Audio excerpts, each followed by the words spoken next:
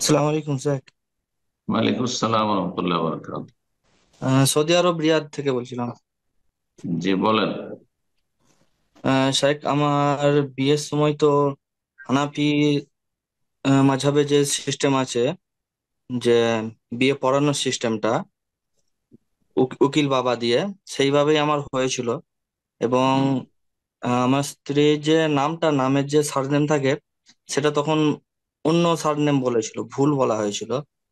তো এই হুম। ক্ষেত্রে কি আমার দ্বিতীয়বার বিয়ে পড়ানো হবে নাকি কোনো অসুবিধা নাই, এটা জানতে কোনো চাইছি। প্রয়োজন নেই, নাম যদি নাও বলে যে এই লোকটার সাথে এই মেয়ের সাথে তোমার বিয়ে দিলাম, হয়ে যাবে।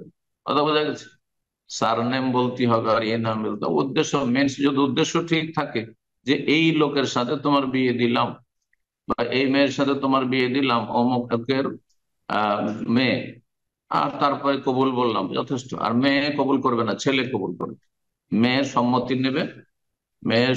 নেবে, সেটা বিয়ে শাদীর কথা পাকা করার অনেক আগে, আগেই তাকে বলবে। আর বিয়ের মজলিসে বসিয়ে তারপরে উকিল উকিল পাঠাবে আর মেয়েটা কবুল করাবে, এগুলো নাজায়েজ বেদাতি কাজ। আর এই বেদাত করলেও বিয়ে যা হওয়ার হয়ে গেছে।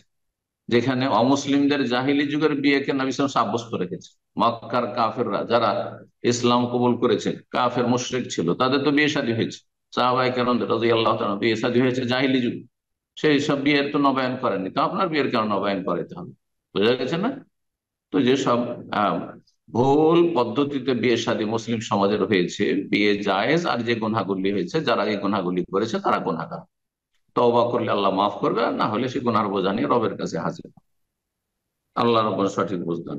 বারাকাল্লাহ ফিক। সালামু আলাইকুম। ওয়ালাইকুম সালাম রহমতুল্লাহ বারাকাতুহু। আমি বাগেরহাট থেকে বলতেছি শাহরুখ, আমি সুমির আম্মা। ভালো আছেন? বলেন, আলহামদুলিল্লাহ, বলেন। বলতেছি যে আমি এই কবরে যে সল জবের যে প্রথম ওই শেষের যে উত্তরটা, ওই উত্তরটা কোরআনের ভিতর কোন সূরার ভিতর আছে, কোন আয়াতে? আমি তো কোরআনে এইটাই। কারিমে না, হাদিসে আছে। কোরআনে কারিমে কবরের সওয়াল জবাবের কথা কোনো জায়গায় নেই, আছে হাদিসে। হাদিসে আছে, জিজ্ঞাসা করবেন মন কান্না কিরে সে, মান রাব্বুকা, তোমার রবকে, মা দিনুকা, তোমার দিন ধর্ম কি, মান নাবিয়ুকা, তোমার নবীকে, বা যাকে পাঠানো হয়েছিল মানব জাতির হেদায়েতের জন্য তিনি কে, মা হাযার রাজুলুল্লাযী বুইসা ফীকুম। 4 নম্বর প্রশ্ন, যখন এগুলোর জবাব দিতে পারবে তখন করবে যে যে তুমি কিভাবে জানলে, অমায়ুদ্রিক, কিভাবে জানলে। কারাতু কিতাব আল্লাহ ফাআমানতু বিহি, আল্লাহর কিতাব আমি দিন ইসলাম চর্চা করেছিলাম, শিখেছিলাম, আল্লাহ বিধান শিখেছিলাম এবং আমি বিশ্বাস করেছিলাম, সেই জন্য আমি এগুলো জানি। এটি হাদিস, মুসনাদ আহমদ এই হাদিস রয়েছে, তিরমিজিতে হাদিস রয়েছে। বারাকাল্লাহ, অন্যান্য আরো হাদিসের কিতাব রয়েছে।